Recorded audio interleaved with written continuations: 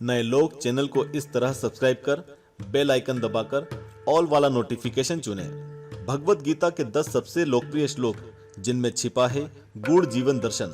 स्वागत है आपका आस्तिक स्पिरिचुअल सीक्रेट्स में।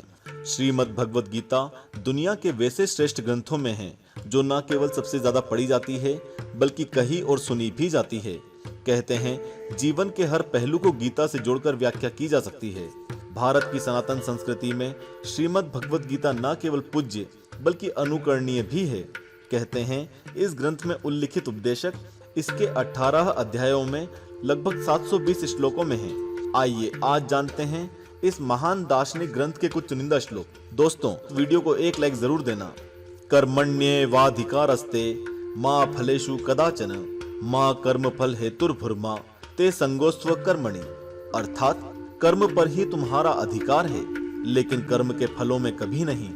इसलिए कर्म को फल के लिए मत करो और ना ही काम करने में तुम्हारी आसक्ति हो। कर्म किए जा, फल की चिंता मत कर। यह श्रीमद् भगवत गीता के सर्वाधिक महत्वपूर्ण श्लोकों में से एक है जो कर्म योग दर्शन का मूल आधार है। ध्यायते विषयान पुंसः संगस्तेषुपजायते संगात संजायते कामः कामात् क्रोधो भी जायते। अर्थात विषयों यानी कि वस्तुओं के बारे में सोचते रहने से मनुष्य को उनसे आसक्ति हो जाती है। इससे उनमें कामना यानी इच्छा पैदा होती है और कामनाओं में विघ्न आने से क्रोध की उत्पत्ति होती है। यहाँ भगवान श्री कृष्ण ने विषय आसक्ति के दुष्परिणाम के बारे में बताया है।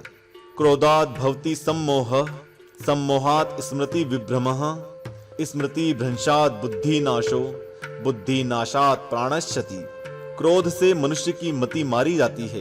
क्रोध से मनुष्य की मति मारी जाती है यानी मूढ़ हो जाती है, जिससे स्मृति भ्रमित हो जाती है। स्मृति भ्रम हो जाने से मनुष्य की बुद्धि नष्ट हो जाती है और बुद्धि का नाश हो जाने पर मनुष्य खुद अपना ही नाश कर बैठता है। यद्यदा चरति श्रेष्ठस् तत् देवे तरो जनः सयत् प्रमाणम कुरुते लोकस तदनु वर्तते। अर्थात श्रेष्ठ पुरुष जो जो आचरण यानी जो जो काम करते हैं दूसरे मनुष्य भी वैसा ही आचरण वैसा ही काम करते हैं। श्रेष्ठ मनुष्य जो प्रमाण या उदाहरण प्रस्तुत करता है, श्रेष्ठ पुरुष जो प्रमाण या उदाहरण प्रस्तुत करता है, समस्त मानव समुदाय उसी का अनुसरण करने में लग जाते हैं। श्रद्धावान लभते ज्ञानम तत्परः संयतेन्द्रिय ज्ञानम लब्ध्वा पराम शांति मचिरेणाधिगच्छति। अर्थात श्रद्धा रखने वाले मनुष्य, अपनी इंद्रियों पर संयम रखने वाले मनुष्य साधना पारायण हो अपनी तत्परता से ज्ञान प्राप्त करते हैं। फिर ज्ञान मिल जाने पर जल्द ही परम शांति को प्राप्त होते हैं। सर्व धर्मान परित्यज्य मामेकम शरणम व्रज अहम त्वाम सर्व पापेभ्यो मोक्षयिष्यामि मा शुचः। अर्थात हे अर्जुन, सभी धर्मों का त्याग कर अर्थात हर आश्रय को त्याग कर केवल मेरी शरण में आओ, मैं तुम्हें सभी पापों से मुक्ति दिला दूंगा। इसलिए शोक मत करो। नैनम छिन्द्रन्ति शस्त्राणि नैनम दहति पावकः न चैनम क्लेदयन्त्यापो न शोषयति मारुत। अर्थात आत्मा को न शस्त्र काट सकते हैं, न आग उसे जला सकती है, न पानी उसे भिगो सकता है, न हवा उसे सुखा सकती है। यहाँ भगवान श्री कृष्ण ने आत्मा के अजर अमर और शाश्वत होने की बात कही है।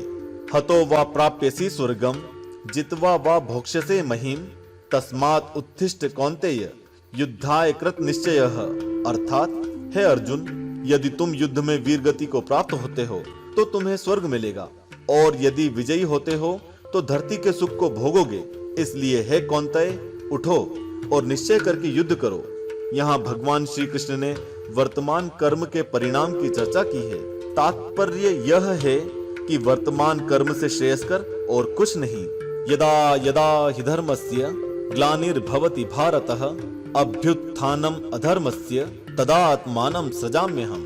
अर्थात हे भारत, जब जब धर्म ग्लानि यानी उसका लोप होता है और अधर्म में वृद्धि होती है तब तब मैं धर्म के अभ्युत्थान के लिए स्वयं की रचना करता हूँ अर्थात अवतार लेता हूँ। परित्राणाय साधूनां विनाशाय च दुष्कृतां धर्म संस्थापनार्थाय संभवामि युगे युगे। अर्थात सज्जन पुरुषों के कल्याण के लिए और दुष्कर्मियों के विनाश के लिए और धर्म की स्थापना के लिए मैं युगों युगों से प्रत्येक युग में जन्म लेता आया हूँ। मित्रों, इसके अलावा यदि आप भी कोई श्रीमद् भगवत गीता का कोई अनमोल श्लोक हमारे साथ साझा करना चाहते हैं तो कमेंट बॉक्स में आपका स्वागत है। हमारे दूसरे रोचक वीडियो देखने के लिए इस समय आपकी स्क्रीन पर आ रहे वीडियो पर अभी क्लिक करें। जय श्री कृष्ण।